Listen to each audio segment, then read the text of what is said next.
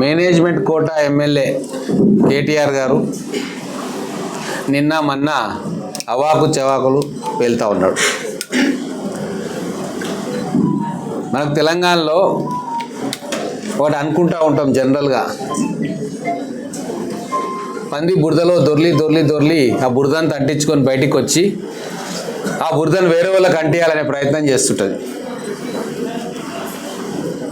అట్లనే 10 ఏళ్ళ విధ్వంసకర పాలన చేసింది కల్వకుంట్ల కుటుంబం. చేయరాని పనులన్నీ చేసిర్రు. ఒక రాజకీయ నాయకుడు, ఒక ప్రభుత్వము చేయలేని పనులన్నీ చేసిర్రు. దాన్ని ఇప్పుడు వాళ్ళు చేసిన నీచ నికృష్ట పనులను సపోర్ట్ చేసుకునేటట్టుగా మాట్లాడుతూ కాంగ్రెస్ పార్టీ కూడా చేస్తుంది కదా అంటున్నారు. ఫోన్ ట్యాపింగ్లు, ప్రైవేట్ సైన్యం పోలీసు వ్యవస్థకు ప్యారలల్గా ప్రైవేట్ సైన్యం నడుపుడు, వాళ్ళ ద్వారా ఇల్లీగల్ ఫోన్ ట్యాపింగ్ చేసుడు, ఇవన్నీ కూడా స్వాతంత్రం వచ్చిన తర్వాత ఏ ప్రభుత్వాలు కూడా చేయలే. ఆ కీర్తి ఘనత వహించిన కల్వకుంట్ల కుటుంబానికి మాత్రమే దక్కింది. నిన్న మాట్లాడుతూ ఏమంటాడు కేటీఆర్ అంటే, లై డిటెక్టర్ టెస్ట్ తీసుకుంటారా, ఇప్పుడు భట్టి గారి ఫోన్ ట్యాప్ చేయలేదని, ఉత్తమ్ కుమార్ రెడ్డి గారి ఫోన్ ట్యాప్ చేయలేదని, పొంగులేటి శ్రీనివాసరెడ్డి గారి ఫోన్ ట్యాప్ చేయలేదని. అంటే ఎంత దిగజారిపోయిండు కేటీఆర్. తన మీద పడ్డ బురద కడుక్కునే శాతగాక ఆ బురదను ఇంకోర కంటియాలని చూస్తూ ఉన్నాడు. అదే కాంగ్రెస్ పార్టీలో ట్యాపింగ్ చేయాల్సిన అవసరం ఏముందబ్బా? భట్టి గారికి ఏమైనా ఇష్యూ ఉంటే వచ్చి రేవంత్ రెడ్డి గారి దగ్గర కూర్చొని మాట్లాడుకుంటాడు. ఇంకెవరికైనా ఏదైనా ఇష్యూ ఉంటే మాట్లాడుకుంటారు. అంత ప్రజాస్వామ్యం ఉంది మా పార్టీలో. అంటే మీ పార్టీల లాగా ఒకరి మీద ఒకరికి నమ్మకం లేకుండా, మీ కుటుంబ సభ్యుల మీద కూడా మీకు నమ్మకం లేకుండా ఫోన్ ట్యాపింగ్ చేసిండు. అది మీ సంస్కృతి, నీచమైన సంస్కృతి. కానీ కాంగ్రెస్ పార్టీలో అటువంటిది ఉండబోదు. జాతీయ పార్టీ అన్ని అంశాలు టేబుల్ మీద కూర్చొని విభేదాలున్నా, అంగీకారం ఉన్నా, పాలసీ మ్యాటర్ మీద మిగతా విషయాల్లో స్వేచ్ఛగా డిబేట్ చేసుకొని ఒక అంగీకారానికి వచ్చే సంప్రదాయం కాంగ్రెస్ పార్టీలో ఈరోజు కాదు, 135 ఏళ్ల నుంచి కూడా ఉంది. మధ్యలో నువ్వొచ్చి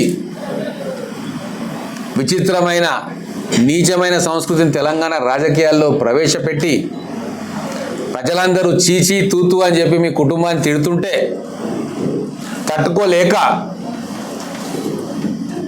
ఆ బురదను ఇంకోరి మీద చల్లే ప్రయత్నం చేస్తున్నావు.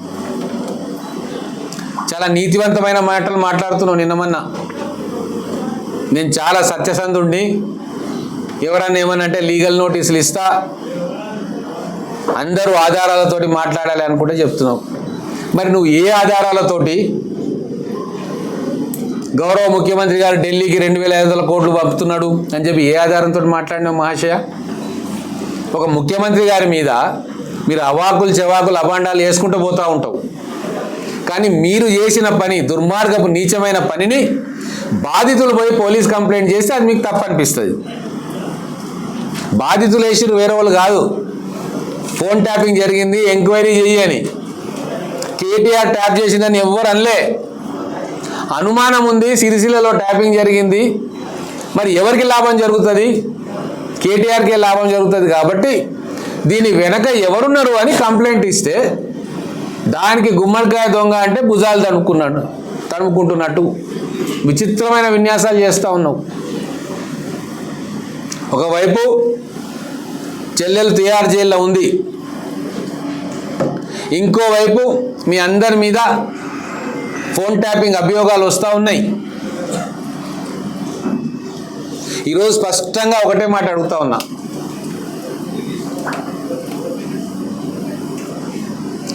కేసీఆర్కు తెలియకుండా తెలంగాణ రాష్ట్రంలో 10 సంవత్సరాలు చీమైనా చిటుక్కుమన్నదా?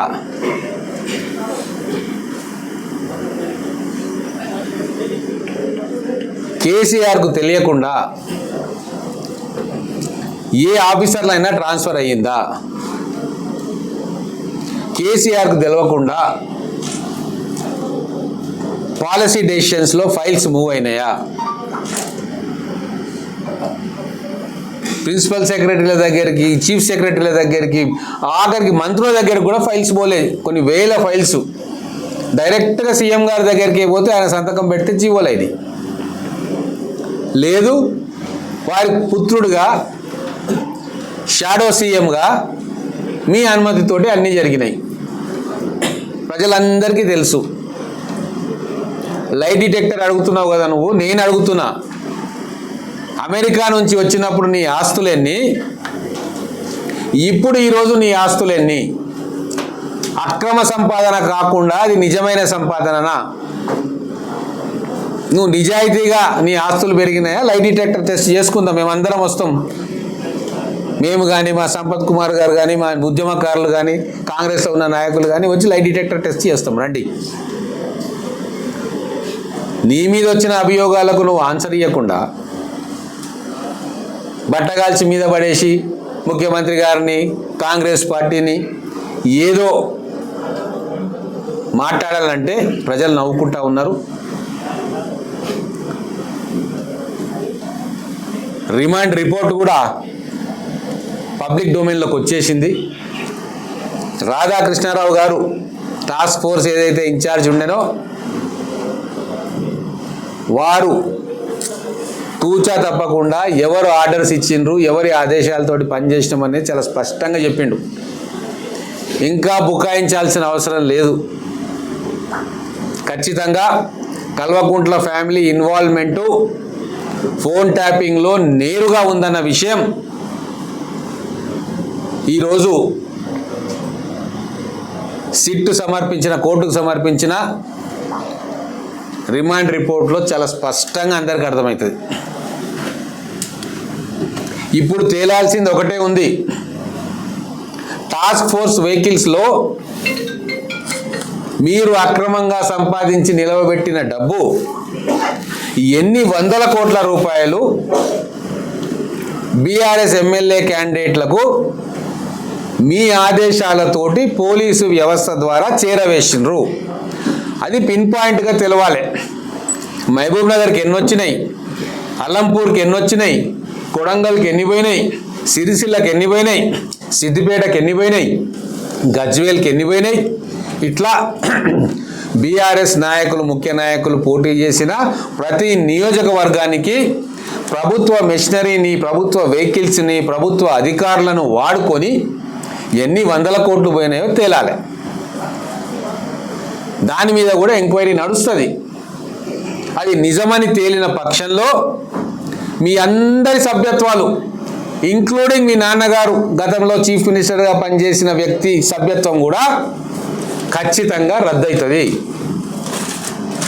దీని గురించి కూడా డబ్బులు ఏం పంపలేదు మేము అనే దాంట్లో లై డిటెక్టర్ టెస్ట్కి వస్తే ప్రజలు హర్షిస్తారు.